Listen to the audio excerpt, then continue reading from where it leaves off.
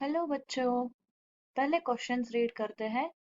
Read the different components from A to D in the list given below and tell correct order of the component with reference to their arrangement from outer side to inner side in a woody dicot stem। बच्चों ये dicot stem है, डुकॉट हुआ है, spelling error है।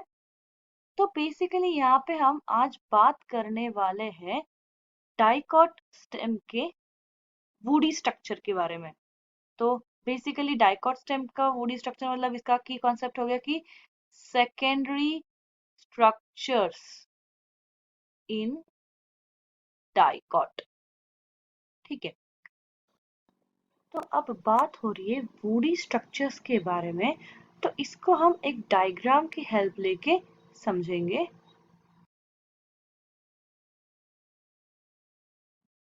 तो बच्चों देखो यहाँ पे मैंने डायग्राम लिया है जो क्या है, डीएस है डाइकॉट स्टेम का। तो जो अपर लेयर होगा वो होगा एपिडर्मिस, और एपिडर्मिस के नीचे ही आएगा कॉर्क फॉलोड बाय कॉर्टेक्स। तो ये जो रीजन है वो आएगा कॉर्टेक्स। उसके बाद ये जो रीजन है, यहाँ का रीजन, ये रीजन आएगा secondary phloem. So this is secondary phloem. Secondary phloem के अंदर ये जो एक रिंग फॉर्म होगी ये होगी कैम्बियम रिंग, और उसके अंदर जो ये स्ट्रक्चर्स है दीज आर सेकेंडरी जाइलम। तो ये जो है एरो ये है सेकेंडरी जाइलम का, ये वाला। और ये बीच में जो है वो वेसल्स है, और उसके अंदर यहाँ पे जो चीज फॉर्म हो रही है दिस एरिया, ये है ये, और ये इसकी बात कर रहे हैं हम early wood and late wood formation. तो अब अगर हम ऑप्शन में देखें, ऑप्शन में दिया है secondary cortex, would, secondary phloem और फेलम।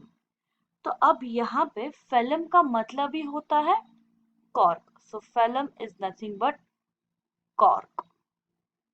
तो सबसे बाहर जो है, क्योंकि हमका करेक्ट ऑर्डर क्या है, from outer to inner side, मतलब बाहर की तरफ से अंदर की तरफ जाना है इन अ सीक्वेंस। तो सबसे बाहर जो है वो है फेलम, और फेलम है डी। तो डी आएगा सबसे पहले। फेलम के बाद आ रहा है कॉर्टेक्स, सेकेंडरी कॉर्टेक्स, मतलब जो आएगा ए। सो डी के बाद आएगा ए, और उसके बाद आता है सेकेंडरी फ्लोएम, मतलब दिस वन सी। और सेकेंडरी फ्लोएम के बाद cambium, secondary xylem and then wood, मतलब सी के बाद आएगा बी। तो अपना सीक्वेंस रहने वाला है डी ए सी और बी। तो ये करेक्ट सीक्वेंस है ऑप्शन 4 में, डी ए सी और बी।